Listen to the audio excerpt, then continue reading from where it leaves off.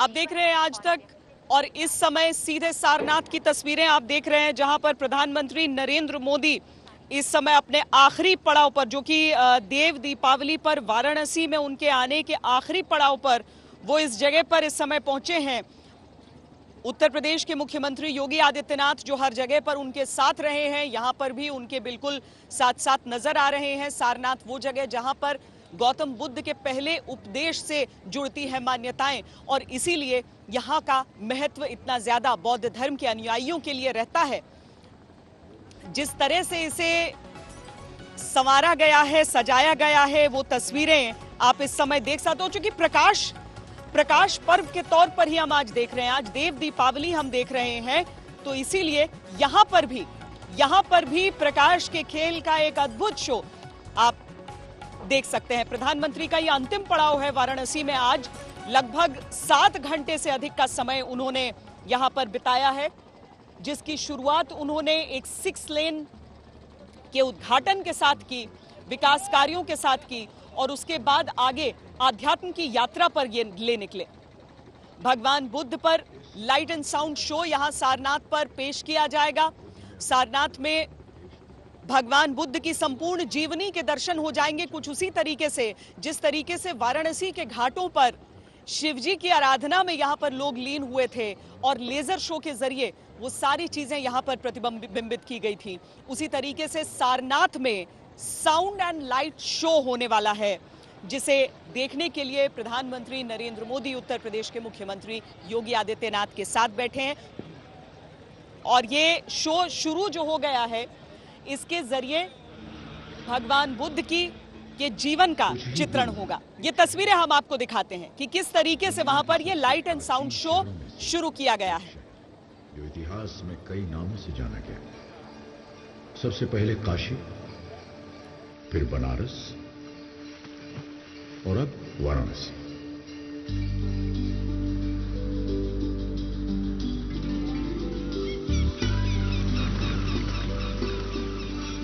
मंदिरों की नगरी है ये, बाबा विश्वनाथ की नगरी।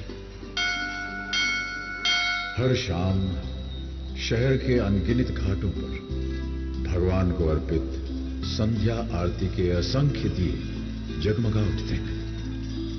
आरती की ध्वनि जो मन को शांति प्रदान पर जो ये लाइट एंड साउंड शो हो रहा है, अमिताभ बच्चन की आवाज में आप सुन सकते हैं कि गौतम बुद्ध के जीवन दर्शन को इस समय, और ये इतनी सुंदरता से इसे बनाया गया है, जहां पर काशी के घाटों का चित्रण भी इसमें हो जाता है।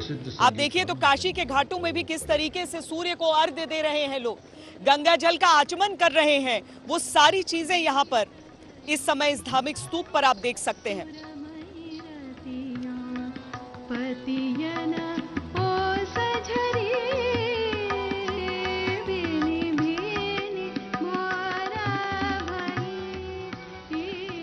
युगों से विश्व का आध्यात्मिक केंद्र रहा है ये शहर।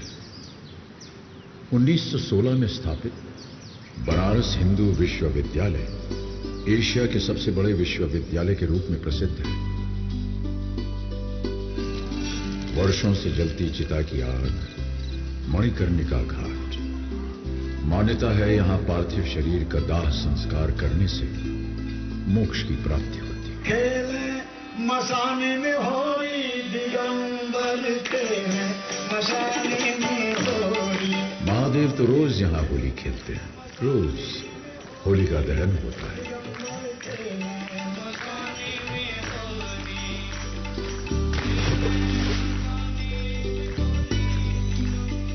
जिंदगी से धड़कती उमंगें सजोई ये गलियां, यहीं तो बसा करते थे कबीर, बसे थे तुलसीदास।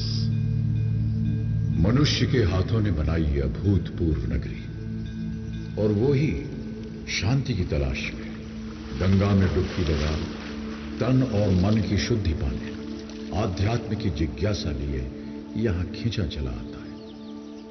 वाराणसी सिर्फ एक प्राचीन नगरी ही नहीं, मनुष्य और उसकी श्रद्धा का इतिहास है। ये शहर कैसे बसे, इनको बनाया किसने? इन प्राचीन शहरों में बने राजमहल, ये किले, इस बात का प्रतीक है कि यहां राजाओं का साम्राज्य रहा होगा।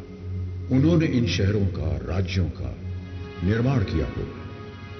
कुछ शासक जो इतिहास के गलियारे में खो गए, और कुछ जिन्होंने इतिहास में अपनी जगह बनाई। कुछ ऐसे जिन्होंने क्षत्रिय वंश में जन्म तो लिया, लेकिन योद्धा नहीं बने, राज्य की सीमाएं नहीं बढ़ाई।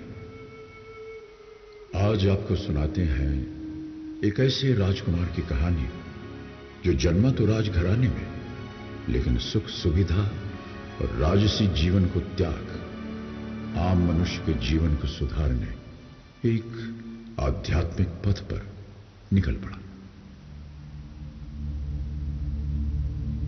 कई वर्षों पहले एक शासक राजा शुद्धोदन और उनकी रानी माया देवी के परिवार में पुत्र ने जन्म लिया। यह बालक किसी महल में नहीं, बल्कि एक उपवन में पैदा हुआ।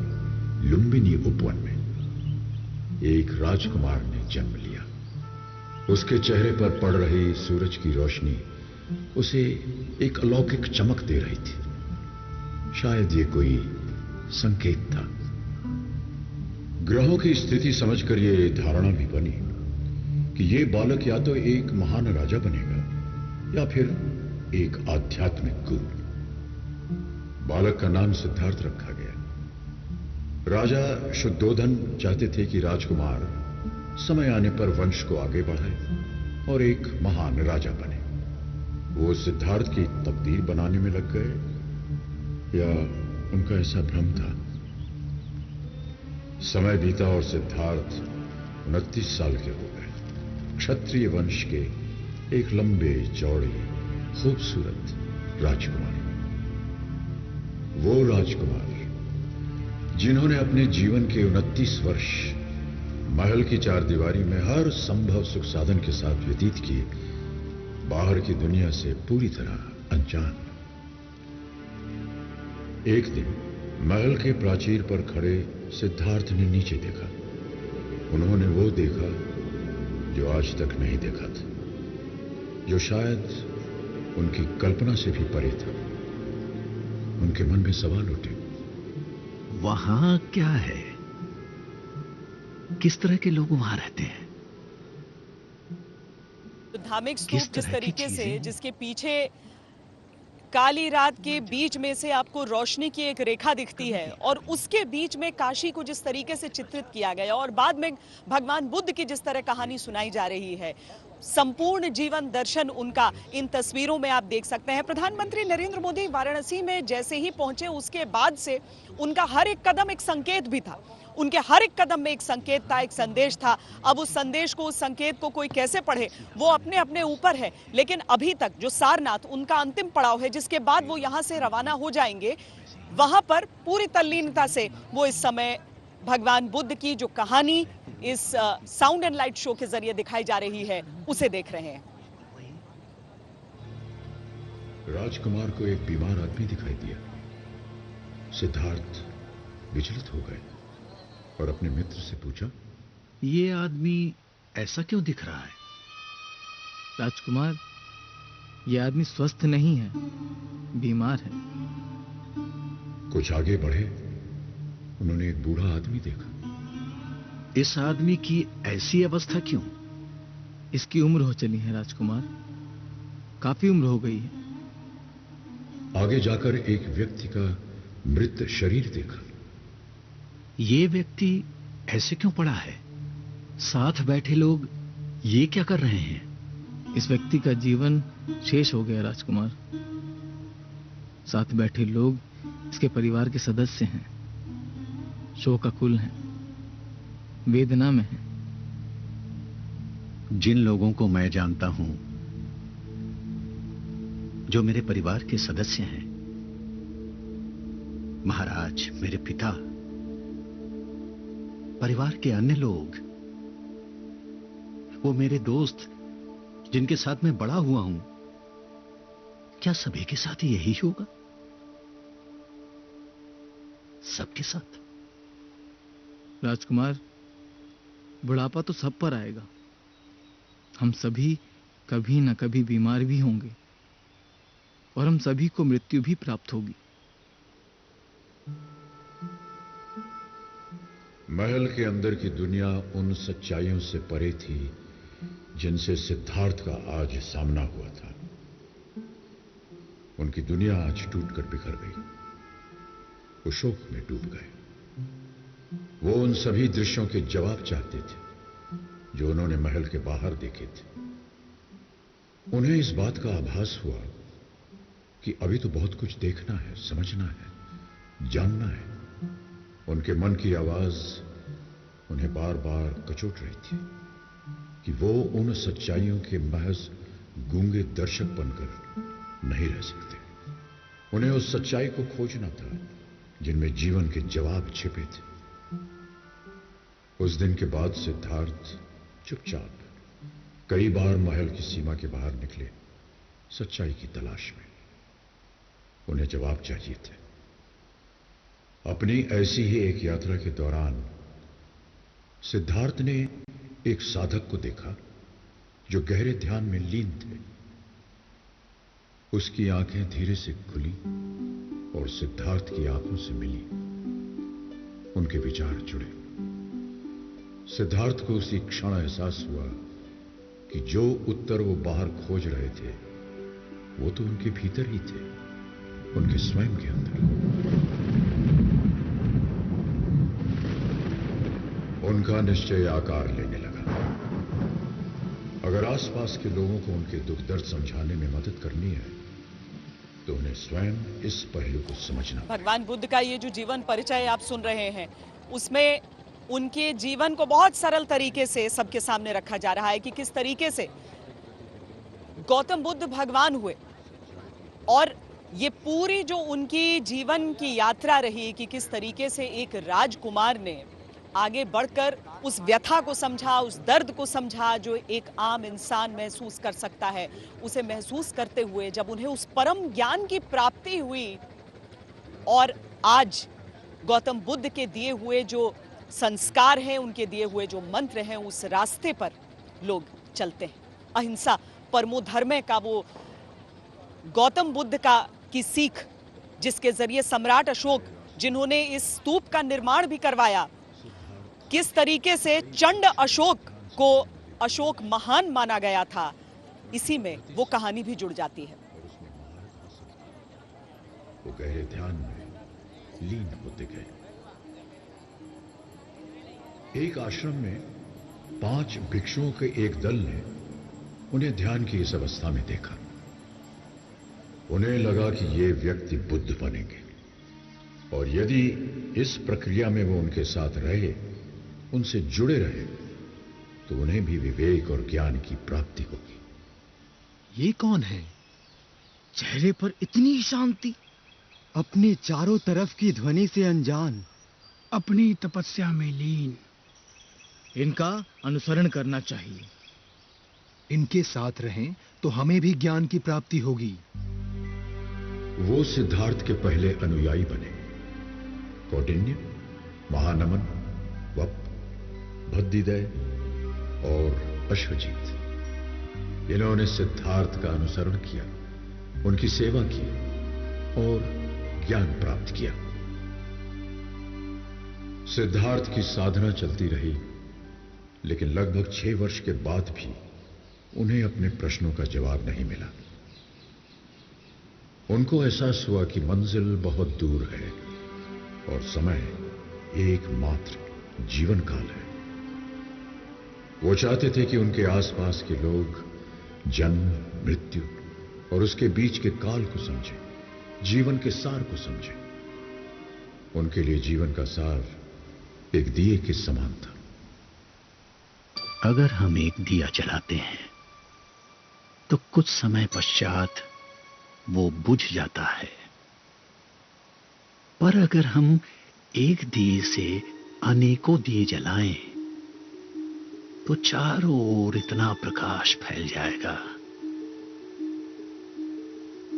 कि प्रकाश सीमित नहीं रहेगा, वो औरों का जीवन भी रोशनी से भर देगा। सिद्धार्थ मानते थे कि बाहर के युद्ध को जीतने से बेहतर है भीतर के युद्ध को पहले जीता जाए। एक बार यदि मन की शांति प्राप्त हो जाए तो उसे कोई चुरा नहीं सकता। वैसे ही हमारे भीतर का आनंद, जो परछाई बनकर हमारे साथ रहता है, हमें कभी नहीं छोड़ता। एक दिन सिद्धार्थ अपने आखिरी आश्रम से निकल पड़े, अपने आप ही इस भीतर के युद्ध को जीतने के लिए, और उनके पीछे पीछे चल पड़े पांचों भिक्षु। वो बिहार के उरुवेला नामक गांव जा पहुंचे। बिना कुछ खाए पिए, निराहार रहते हुए उन्होंने तपस्या आरंभ कर दी। सिद्धार्थ अपने शरीर को कठोर यातना दे रहे थे, स्वयं को परीक्षा की चरम सीमा तक ले जाना चाहते थे। एक दिन ध्यान करते हुए सिद्धार्थ अचेत हो गए। जब होश आया, उन्होंने विचार किया कि सत्य की खोज का यह मार्ग सही नहीं था। हमारा शरीर एक वीणा की तरह है।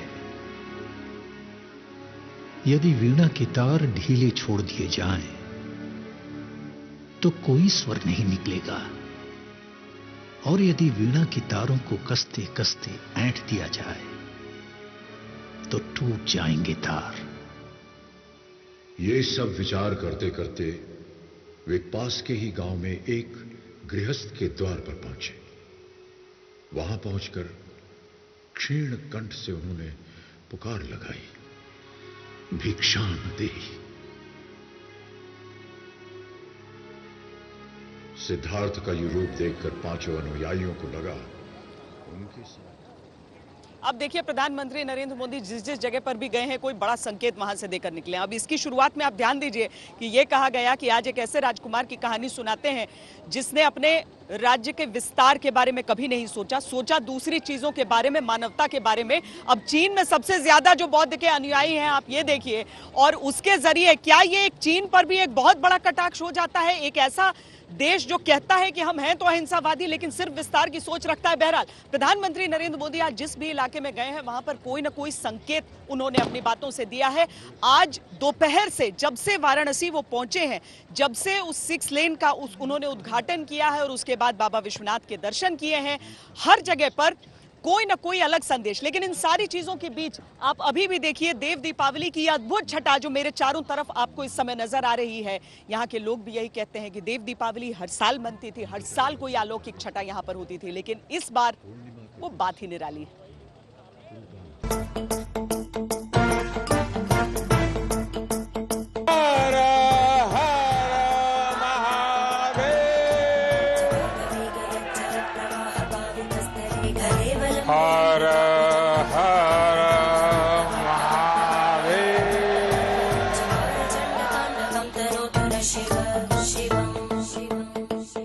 काशी कोतवाल की जय,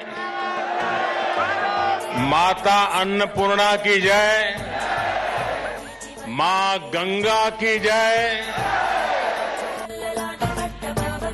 जय काशी, जय काशी।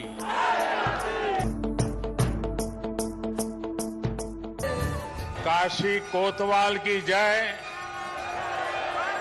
माता अन्नपूर्णा की जय, मां गंगा की जय। नारायणाय नमः, ओम माधवाय नमः, सप्तगावनं गोविंदाय नमो नमः, पवित्रं पवित्रो वा सर्वं। आज पूरा बनारस जगमग है, एक एक घाट सजा है, एक एक तस्वीर अद्भुत है। घाटों पर लाखों दिए जले हैं।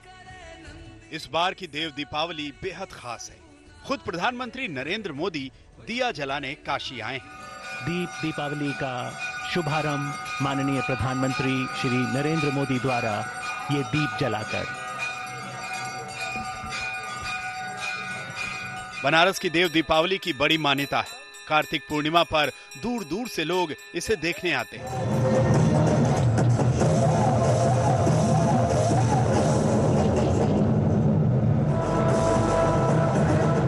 लेकिन पहली बार ऐसी भव्य तस्वीरें दिखी।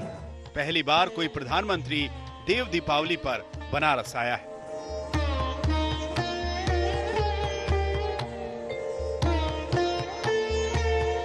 लाखों द्वीपों से काशी के 84 घाटों का जगमग होना अद्भुत है।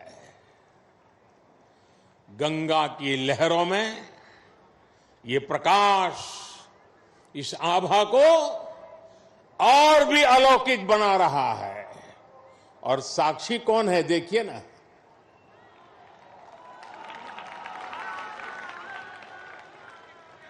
ऐसा लग रहा है जैसे आज पूर्णिमा पर देव दीपावली मनाती काशी महादेव के माथे पर विराजमान चंद्रमा की तरह चमक रही है।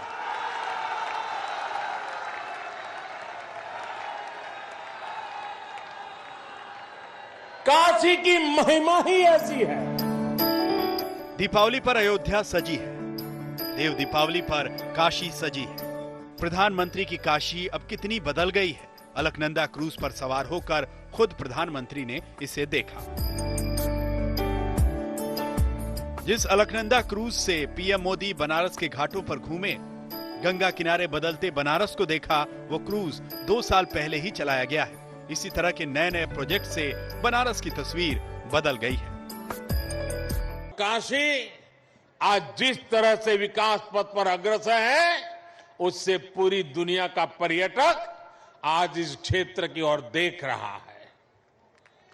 बनारस में काशी विश्वनाथ मंदिर क्षेत्र के साथ साथ दुर्गा कुंड जैसे सनातन महत्व के स्थलों का भी विकास किया गया है। दूसरे मंदिरों और परिक्रमा पथ को भी सुधारा जा रहा है। घाटों की तस्वीर तेज गति से बदल रही है। उसने सुबह बनारस को फिर से अलौकिक आभा दी है। मां गंगा का जल भी अब निर्मल हो रहा है। यही तो प्राचीन काशी का आधुनिक सनातन अवतार है। यही तो बनारस का सदा बना रहने वाला रस है। जब से पीएम मोदी वाराणसी से सांसद बने हैं, तब से इस प्राचीन नगरी को भव्य स्वरूप देने का बीड़ा उठाया है। इसी के लिए आज पीएम फिर बाबा विश्वनाथ का आशीर्वाद लेने के लिए आए। नारायणाय नमः, ओम माधवाय नमः, अद्धवृषाय गोविंदाय नमो नमः। पीएम ने बाबा विश्वनाथ के दर्शन किए, पूजा अर्चना की। पीएम ने काशी विश्वनाथ मंदिर को और भव्य स्वरूप देने वाले, मंदिर तक आसानी से पहुंचने वाले कॉरिडोर प्रोजेक्ट को देखा। ये पीएम का ड्रीम प्रोजेक्ट है। ये जो कॉरिडोर है, ये अपने आप में इसीलिए अद्भुत है कि सबसे पहले तो इसे संभव ही नहीं माना जा रहा था। हमने देखा था कैसे एक पतली सी गली से होकर बहुत धक्का मुक्की होते हुए कोई भी आस्था के द्वार पर जाता है तो वैसा अनुभव नहीं चाहता है, लेकिन उसमें से होके गुजरना पड़ता था। आप कब पहुंचते थे, कब दर्शन करते थे, आपको पता ही नहीं चलता था। आपको आपके ईश्वर के साथ क्या थोड़ा सा समय मिल पा रहा था? बिल्कुल नहीं, सारे लोग यही कहेंगे। लेकिन अब यहाँ पर आपके पास उतना हिस्सा है, उतना क्षेत्र है कि आप वहां पर आराम से खड़े होकर दर्शन कर सकें। विरोध करने वालों ने तब इसे लेकर भी काफी कुछ कहा था, बहुत कुछ किया भी था, लेकिन आज बाबा की कृपा से काशी का गौरव पुनर्जीवित हो रहा है। सदियों पहले बाबा के दरबार का मां गंगा तक जो सीधा संबंध था, वो फिर से स्थापित हो रहा है। साथियों, नेक नियत से जब अच्छे कर्म किए जाते हैं तो विरोध के बावजूद उनकी सिद्धि होती ही है। अयोध्या में श्री राम मंदिर से बड़ा इसका और दूसरा उदाहरण क्या होगा? काशी विश्वनाथ कॉरिडोर पर तेजी से काम चल रहा है। अगले साल तक इस कॉरिडोर का काम पूरा हो जाएगा। वाराणसी में जिस तरह से काम हुआ है, जिस तरह से 6 वर्षों में बनारस बदला है, उससे काशी को पुराना वैभव लौटने का भरोसा है। कुछ लोगों के लिए विरासत का मतलब होता है अपना परिवार और अपने परिवार का नाम। हमारे लिए विरासत का मतलब है हमारी संस्कृति, हमारी आस्था, हमारे मूल्य। उनके लिए विरासत का मतलब है अपनी प्रतिमाएं, अपने परिवार की तस्वीरें। इसलिए उनका ध्यान परिवार की विरासत को बचाने में रहा। हमारा ध्यान देश की विरासत को बचाने, उसे संरक्षित करने पर है। मेरे काशीवासियों, बताइए मैं सही रास्ते पर हूं ना? मैं सही कर रहा हूं ना? देखिए, आपके आशीर्वाद से सब हो रहा है। कोरोना काल में पीएम ने करीब 9 महीने बाद वाराणसी का दौरा किया। वो करीब 7 घंटे तक अपने संसदीय क्षेत्र में रहे। 6 लेन हाईवे का उद्घाटन करने से लेकर देव दीपावली मनाने तक पीएम का वाराणसी में ये यादगार दौरा रहा। श्वेता सिंह के साथ कुमार अभिषेक, वाराणसी, आज तक। देव दीपावली के पर्व का आयोजन है। सबके बीच प्रधानमंत्री नरेंद्र मोदी पहली बार देव दीपावली के पर्व पर काशी पहुंचे थे और अब सारनाथ में जो उनकी यात्रा का अंतिम पड़ाव था वो संपन्न हो रहा है और वहां से प्रधानमंत्री मोदी अब वापस निकल रहे हैं। यानी कि जो आज लगभग 7 घंटे की उनकी यहाँ की यात्रा रही है वो अब इसी के साथ समाप्त हो रही है। अभी उन्होंने सारनाथ में लाइट एंड साउंड शो के जरिए भगवान बुद्ध का जीवन चित्रण देखा कि किस तरीके से राजकुमार सिद्धार्थ भगवान बुद्ध बने।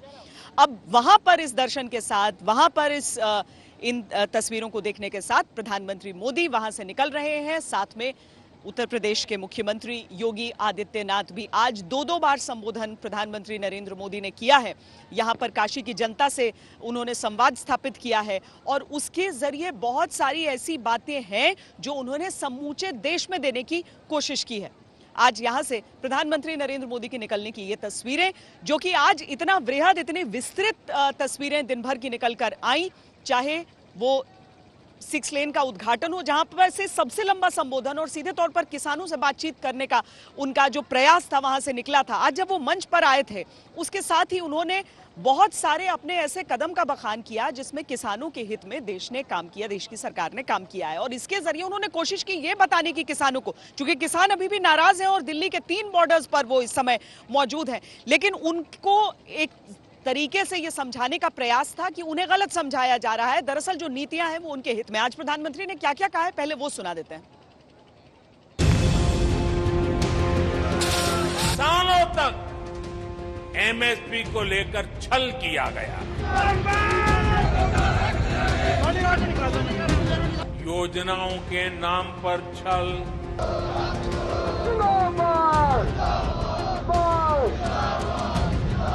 यूरिया खाद के नाम पर भी छल,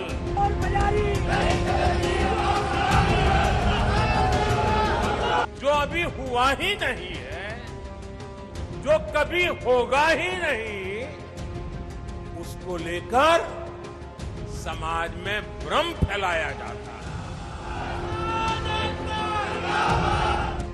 पीएम के मन में आज 2 ही शब्द थे, काशी और किसान। पीएम ने काशी की देव दीपावली के अलौकिक दृश्यों के बीच किसानों की आशंकाओं वाली धुंध को हटाने की कोशिश की है। नए कृषि कानून को लेकर दिल्ली में किसान विरोध का झंडा बुलंद किए हुए हैं। दिल्ली के 3 बॉर्डर पर लगभग 5000 किसान डेरा डंडा जमाए बैठे हैं। विरोध की आवाज बुलंद है।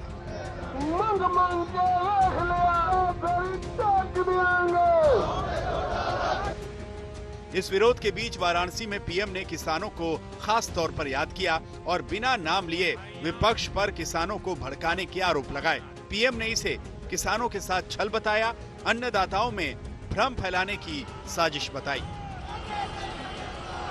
योजनाओं के नाम पर छल, किसानों के नाम पर, खाद पर बहुत बड़ी सब्सिडी दी गई, लेकिन ये फर्टिलाइजर खेत से ज्यादा काला बाजारियों के पास पहुंच जाता था। यानी यूरिया खाद के नाम पर भी छल। पहले वोट के लिए वादा और फिर छल। यही खेल लंबे समय तक देश में चलता रहा है। जिन्होंने वादे तोड़े, छल किया, उनके लिए ये झूठ फैलाना एक प्रकार से आदत बन गई है, मजबूरी बन चुका है। जो पहले होता था वैसा ही अब भी होने वाला है। लेकिन जब इस सरकार का ट्रैक रिकॉर्ड देखोगे तो सच आपके सामने खुल करके आ जाएगा। प्रधानमंत्री ने किसानों को भ्रम से दूर रहने की सलाह दी। दोहराया कि न्यूनतम समर्थन मूल्य को खत्म करने का सवाल ही नहीं उठता। किसानों को समझाते हुए पीएम ने कहा, मंडियों और एमएसपी को खत्म करना था तो मंडियों को ताकत क्यों देते? नए कृषि कानून किसानों के लिए विकल्प हैं, लेकिन पुराने में कोई बदलाव नहीं है। एमएसपी होता था मगर खरीद नहीं होती थी। सरकार मंडियों को और आधुनिक बनाने जा रही है। उन्हें ताकत देने के लिए करोड़ों रुपए खर्च कर रही है। किसानों के नाम बड़ी बड़ी कर्ज माफी होती थी मगर उनको कभी इसका लाभ नहीं मिलता था। पीएम ने अपने दावों पर वजन देते हुए कृषि कानून को गंगा जल जैसी पवित्र नीयत के साथ लिया गया फैसला बताया। मैं देशवासियों को कहना चाहता हूं, मैं मेरे किसान भाई बहनों को कहना चाहता हूं और मां गंगा के घाट पर से कहना चाहता हूं, काशी जैसी पवित्र नगरी से कह रहा हूं,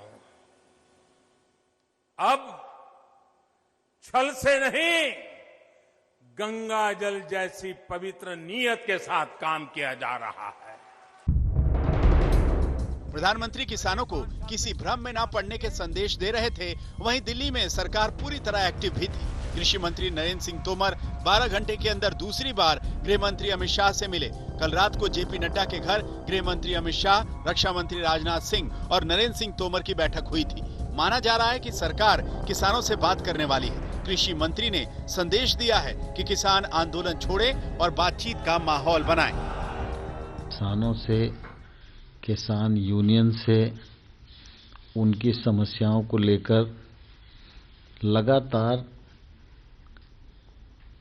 3 दौर की वार्ता कर चुकी है। चौथी बार 3 दिसंबर को मिलेंगे ऐसा सरकार ने प्रस्ताव दिया था। तो वार्ता का क्रम तो चल ही रहा है। मतलब किसी को ये सोचने की आवश्यकता नहीं कि सरकार बात करने को तैयार नहीं थी। सरकार ने मंत्री के स्तर पर बातचीत की, अधिकारियों के स्तर पर बातचीत की और अभी भी सरकार खुले मन से बातचीत करने को तैयार है। लेकिन बातचीत का माहौल किसान यूनियन ने बनाना चाहिए और उनको आंदोलन का रास्ता छोड़कर चर्चा का रास्ता अपनाना चाहिए। मोदी सरकार ये किसान आंदोलन जल्द से जल्द खत्म कराना चाहती है। इसीलिए सरकार की तरफ से लगातार ये बयान दिए जा रहे हैं कि सरकार किसानों के साथ बातचीत करने के लिए तैयार है। लेकिन किसानों ने ये साफ कर दिया है कि वो सरकार के साथ बिना शर्त ही बातचीत करने के लिए तैयार होंगे। अब देखना यह है कि सरकार बीच का ऐसा कौन सा रास्ता अपनाती है जिससे किसानों का यह आंदोलन जल्द से जल्द समाप्त हो सके। क्योंकि प्रधानमंत्री नरेंद्र मोदी से लेकर अमित शाह तक ये बात अच्छी तरह से जानते हैं कि अगर यह आंदोलन लंबा चला तो इसका नुकसान उनकी सरकार और पार्टी दोनों को हो सकता है।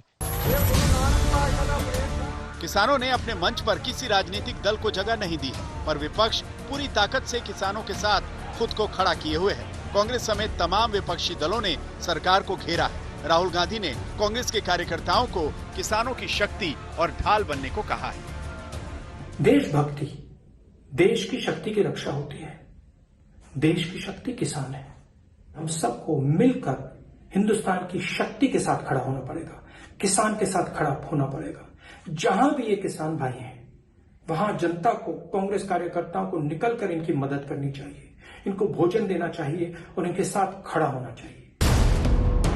सरकार का दावा है कि न्यूनतम समर्थन मूल्य और नए कृषि कानून में कोई संबंध नहीं है, लेकिन किसान इसे एमएसपी से छेड़छाड़ बता रहे हैं और सरकार के दावे पर भरोसा करने को तैयार नहीं है। सवाल उठता है कि किसान सड़क पर क्यों है? अगर कृषि कानून पर ये विरोध सिर्फ भ्रम है तो इसे दूर करने की कोशिश रंग क्यों नहीं ला रही? और अगर अन्नदाताओं के सवाल जायज हैं, तो ठंड के बीच इन्हें सड़क पर रहने को क्यों मजबूर किया जा रहा है? किसानों से गंभीर वार्ता तुरंत क्यों नहीं शुरू हो रही? मौसमी सिंह के साथ हिमांशु मिश्रा, दिल्ली, आज तक। तो प्रधानमंत्री ने अपनी तरफ से जो ये 25 मिनट का कृषि दर्शन काशी से दिया है, उसका कितना असर पड़ेगा किसानों पे? क्योंकि किसान जो है वो बहुत ज्यादा आक्रोशित नजर आ रहे हैं।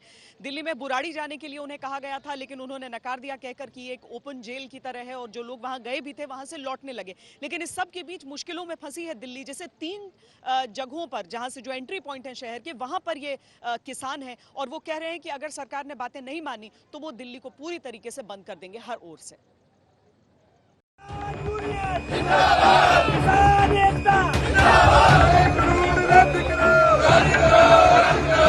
तब लिए बहुत उभरना सीखो, अपने हक पर लड़ना सीखो, जीना है तो मरना सीखो, युग की ये आवाज है। मोदी तेरे राज में फसल गई आज में, मोदी तेरे राज में फसल गई आज में।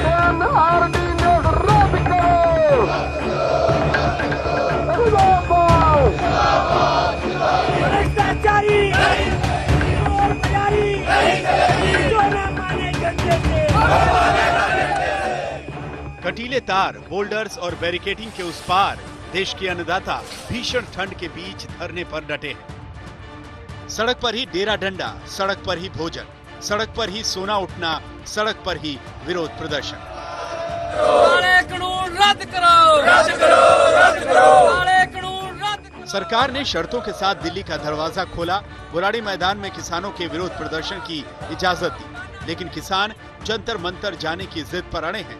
उन्हें बुराड़ी का मैदान जेल जैसा लग रहा है। बुराड़ी ग्राउंड को ओपन जेल यानी कि कैद किसान करार दे रहे हैं। आखिर क्यों, ये जानने के लिए हमारे साथ तमाम किसान यूनियन के कार्यकर्ता और नेता भी हैं। आप देख रहे हैं पीछे कि यहाँ पे प्रधानमंत्री नरेंद्र मोदी के साथ साथ कृषि मंत्री और पीयूष गोयल साहब और मनोहर लाल खट्टर, इन सब की तस्वीरें हैं। उनका पुतला जो है वो फूकने की तैयारी में है किसान। और आखिर क्यों उनको लगता है ये ओपन जेल है, उन किसानों से पूछते हैं। हम बरारी में कैद हो गए हैं। बरारी में कैद क्यों हो गए? कैद इसलिए हो गए, हम जंतर मंतर पे जाना चाहते हैं। हमारे जथेबंदियों का जो लान था वो ये था कि जंतर मंतर में हम धरना लगाएंगे, वहां जाकर के बात करेंगे। अगर नरेंद्र मोदी शर्त रख सकता है, हम किसान जथेबंदियां क्यों नहीं रख सकती? नतीजा ये है कि सरकार का बुराड़ी प्लान फेल हो गया। जो किसान यहाँ पहुँचे थे वो वापस लौटने लगे। जाते जाते पीएम और कृषि मंत्री का पुतला भी फूंक गए। दूसरी तरफ दिल्ली को घेर कर बैठे किसान बॉर्डर से हटने को तैयार नहीं, और अब वो दिल्ली के 5 एंट्री पॉइंट्स को सील करने की तैयारी में है।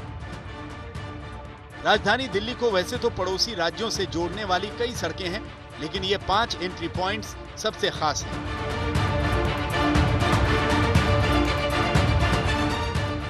जिसमें दिल्ली चंडीगढ़ हाईवे पर सिंघू बॉर्डर, दिल्ली रोहतक हाईवे पर Tikri border, Delhi Ghaziabad border, Delhi Noida border, Delhi Jaipur highway पर रजौकरी बॉर्डर। सिंघू बॉर्डर और टिकरी बॉर्डर पूरी तरह बंद हैं। गाजियाबाद बॉर्डर पर भी भारी संख्या में किसान डेरा डंडा गाड़े हुए हैं। सिंघू बॉर्डर पर इनकी तादाद 2 से 3 हजार, जबकि टिकरी बॉर्डर पर 1500 किसान जमे हुए हैं। जबकि दिल्ली गाजियाबाद बॉर्डर पर किसानों की संख्या 1000 के करीब। किसानों की संख्या घटती बढ़ती रहती है। बैरिकेडिंग के दूसरी तरफ पुलिस भी पूरी तैयारी के साथ मुस्तैद है। टिकरी बॉर्डर पर इस वक्त मैं मौजूद हूँ। आप देख पा रहे हैं हजारों की तादाद में जो किसान है वो यहाँ पर मौजूद है। चक्का जाम भी किया हुआ है। आप देख पा रहे हैं किसान है ट्रैक्टर ट्रॉलियों में बाकायदा यहाँ पर जमे हुए हैं और भारी संख्या में यहाँ पर फोर्स भी तैनात है। एक तरफ सिंघू बॉर्डर वो पूरी तरह से जाम है, जबकि दूसरी तरफ टिकरी बॉर्डर वो भी पूरी तरह से जाम है। यानी दिल्ली के 2 बॉर्डर अब तक जाम हो चुके हैं। किसानों की रणनीति यही है कि दिल्ली के लगभग सभी बॉर्डर जाम कर दिए जाएं। करना चाहूँ किसान अब दिल्ली के बाकी बॉर्डर को बंद करने की तैयारी में हैं। सूत्रों के मुताबिक खबर है कि राजस्थान के किसानों को दिल्ली जयपुर बॉर्डर बंद करने को कहा गया है, जबकि आगरा मथुरा हाईवे को भी बंद किया जाएगा, यानी दिल्ली पूरी तरह से सील करने की कोशिश होगी। सो मन में जो बात साल से हम सुन रहे हैं मोदी का, सारे देश के किसान आज 4 दिन से देश के किसान अपने मन की बात मोदी जी को सुनाने आए हैं। तो हमने जो मोदी जी को बोला है कि किसानों के मन की बात सुनो, वरना आपको बहुत महंगा पड़ेगा और इसका जो सबक आपको मिलेगा, आप और आपकी पार्टी और ये रूलिंग पार्टी और भारत सरकार को हमेशा हमेशा याद रहेगा। इसके लिए हमारे किसान आर पार की लड़ाई लड़ने के लिए आए हैं। किसानों की 2 मांगे हैं। पहली ये कि उनकी बात सुनी जाए और उन्हें दिल्ली के जंतर मंतर तक जाने दिया जाए, और दूसरी मांग न्यूनतम समर्थन मूल्य को लेकर है। किसानों ने मन बना लिया है कि लंबी लड़ाई चले तो भी पीछे नहीं हटेंगे। अन्नदाता पूरी तैयारी से जुटे हैं। ट्रैक्टर ट्रॉली घर बन गए हैं, सड़क पर लंगर लग गए हैं। किसान शिफ्ट में धरना दे रहे हैं। एक दल धरने पर बैठता है तो दूसरा दल खाने पीने के सामान की व्यवस्था करता है। सभी को अलग अलग जिम्मेदारी दी गई है। किसानों और सरकार के बीच की जो लड़ाई है वो अब आर पार की हो चुकी है। किसानों ने बीच हाईवे पर अपना तंबू तान दिया है, अपना टेंट लगा दिया है, अपनी झोपड़ी बना दी है। क्या है मकसद, और साथ ही साथ हम आपको एक और दिखाएं, एक यहाँ पर नोटिस भी चिपका दिया है और यहाँ पर लिखा गया है कि भारतीय किसान यूनियन की धारा 288 लागू है। क्या योजना है आगे? योजना ये है कि अगर सरकार बात नहीं मानेगी तो पेरीफेल जो है दिल्ली के चारों तरफ, उसके नीचे लोग बैठेंगे और उसके ऊपर को भी जाम करेंगे। तो ये पूर्ण रूप से प्लान है। पुलिस और सरकार उन्हें दिल्ली के केंद्र कहे जाने वाले जंतर मंतर में किसी कीमत पर घुसने देने को तैयार नहीं है। बॉर्डर पर भारी तादाद में पुलिस बल तैनात है। 14 डीसीपी स्तर के अफसर बॉर्डर पर निगरानी कर रहे हैं। ड्रोन कैमरे से निगरानी रखी जा रही है। सादे लिबास में किसानों के बीच पुलिस के जवान घूम रहे हैं। मौसमी सिंह और कुमार कुणाल के साथ अरविंद ओझा, दिल्ली आज तक। अर्थव्यवस्था से जुड़ी कुछ खबरें हम आपको दिखाते हैं, जिसके जरिए ये संकेत मिल रहे हैं कि ईंधन की कीमतों में अलग अलग पेट्रोल डीजल की कीमतों में जो बढ़ोतरी देखी जा रही है, उससे ये सवाल उठ रहे हैं कि क्या जो बाकी चीजें हैं, बाकी सामान है, उनकी कीमतों पर असर पड़ेगा इसका।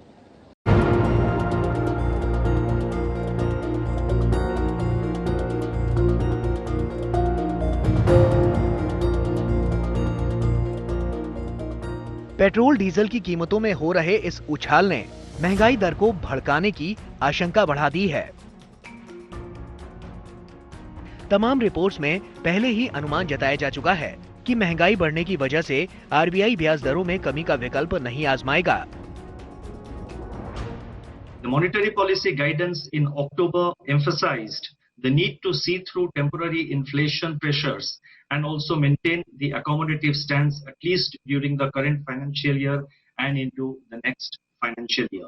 A key source of gains in recent months has been the comfortable external balance position of India, supported by surplus current account balances over 2 consecutive quarters, resumption of portfolio capital inflows on the back of robust FDI inflows, and sustained build-up of foreign exchange reserves.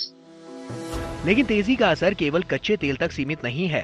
बीते एक महीने में कच्चे तेल के दाम 16.5%, crude palm oil के दाम 13%, रिफाइंड सोया ऑयल के 9.5% बढ़े हैं।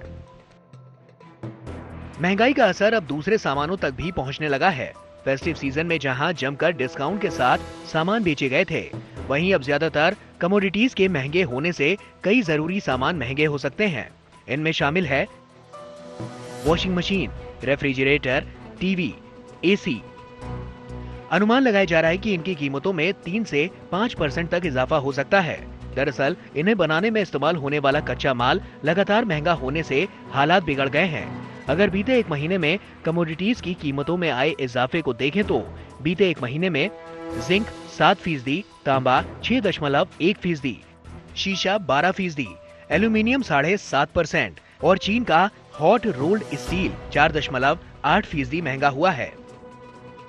टीवीएस मोटर्स ने भी इस बढ़ती लागत के चलते अपने वाहनों के दाम अक्टूबर में ही 1% बढ़ा दिए थे, जबकि अशोक लेलैंड ने 1.5 से 2% का इजाफा किया है।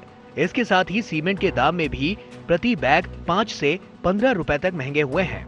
इससे रियल एस्टेट समेत कंस्ट्रक्शन के सभी काम महंगे हो सकते हैं। हालांकि इससे घरों की कीमतों में बढ़ोतरी की कोई उम्मीद नहीं है, क्योंकि वहां पर पहले ही बिक्री को लेकर डेवलपर्स कड़ा संघर्ष कर रहे हैं।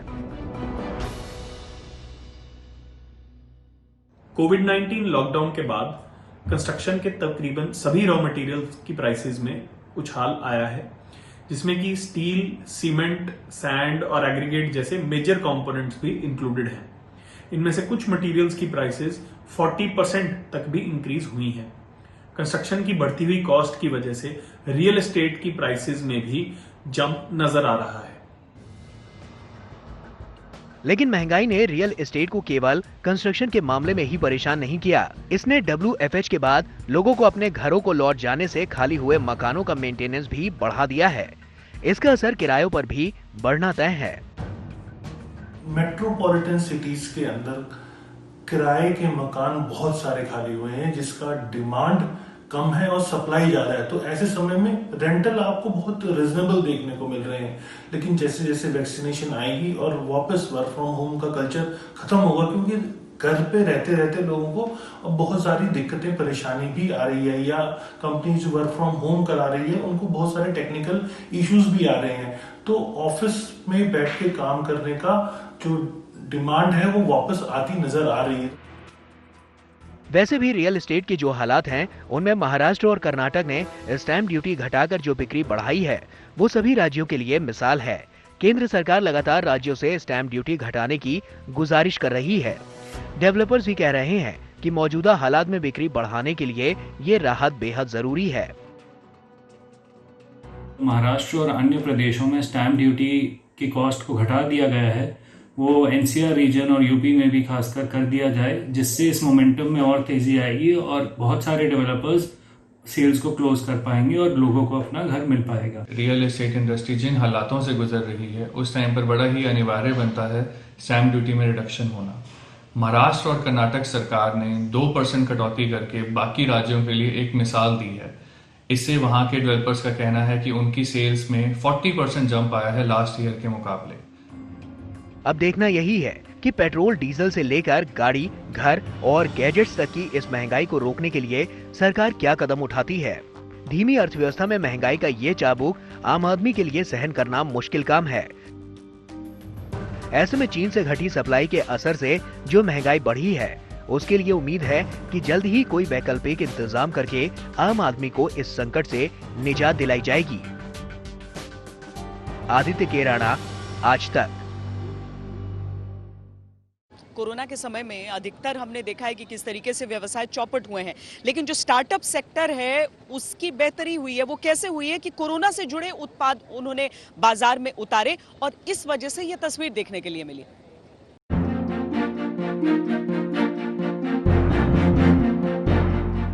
आत्मनिर्भर भारत अभियान के काफी पहले पीएम मोदी ने स्टार्टअप इंडिया योजना को लॉन्च किया था।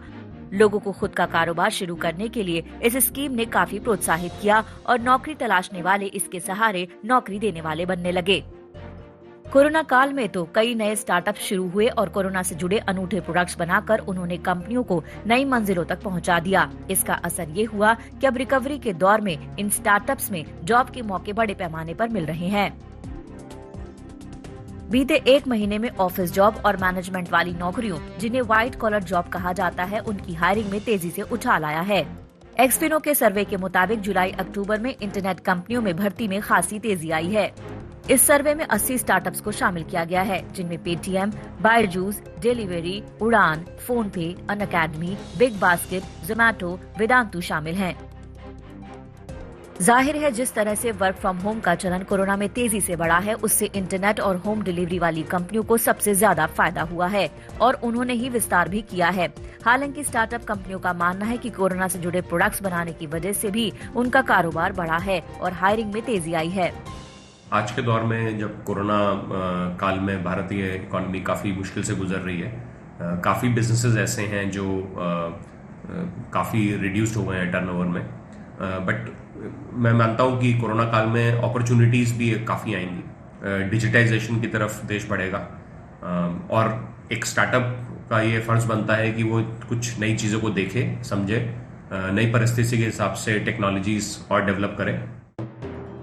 स्टार्टअप्स ने किस तरह से नौकरियां दी हैं, इसका दावा भी एक रिपोर्ट में किया गया है, जिसके मुताबिक भारत में 3 नवंबर तक 39,114 सरकारी मान्यता प्राप्त स्टार्टअप्स हैं। बीते नवंबर से ये आंकड़ा 57% ज्यादा है और उस वक्त इनकी संख्या 24,927 थी। सरकार का लक्ष्य 2024 तक 50,000 नए स्टार्टअप्स का है। अभी तक हर एक स्टार्टअप ने औसतन 12 नौकरियां दी हैं। सरकार का लक्ष्य इनसे 2014 तक 20 लाख डायरेक्ट और इनडायरेक्ट जॉब्स हासिल करने का है। लेकिन स्टार्टअप्स के इस इकोसिस्टम को दुरुस्त बनाने के लिए और इनसे महत्वाकांक्षी उम्मीद को पूरा करने के लिए अभी कई चुनौतियां बाकी हैं। स्टार्टअप्स भी मानते हैं कि जब तक इन अड़चनों को दूर नहीं किया जाएगा, ये इकोसिस्टम अपनी पूरी क्षमता से काम नहीं कर पाएगा। यही मौका है जब उथल पुथल में काफ़ी सारी कंपनीज निकली हैं। 2008 के क्राइसिस में भी काफ़ी कंपनीज जो आज की डेट में आप बड़ी देख रहे हैं, वो 2008 में ही सब इंक्यूबेट हुई थी या अपना आइडिया को उन्होंने क्रिस्टलाइज किया था। तो बहुत ज़रूरी है कि एक स्टार्टअप को देखना चाहिए कि आज की डेट में क्या रिक्वायरमेंट्स हैं और जो लोग आगे देख पाएंगे 5 साल की क्या टेक्नोलॉजीज आएंगी, वो कामयाब रहेंगे। इंडियन इकोनॉमी में हमने लास्ट ईयर में देखा कितनी चोट पहुंची है। तो ट्रेंड ये देखा गया है कि जो स्पेंडिंग पावर है कंज्यूमर की कम हो गई है, सर्विसेज की कॉस्ट बढ़ गई है, प्राइसिंग बढ़ गई है, तो वो एक चिंताजनक विषय है। अब देखना यही है कि कोरोना का असर खत्म होने के बाद कितने स्टार्टअप अपने इनोवेशन के दम पर खड़े रहते हैं, साथ ही कितने संकट के बावजूद ग्रोथ स्टोरी को बरकरार रखेंगे।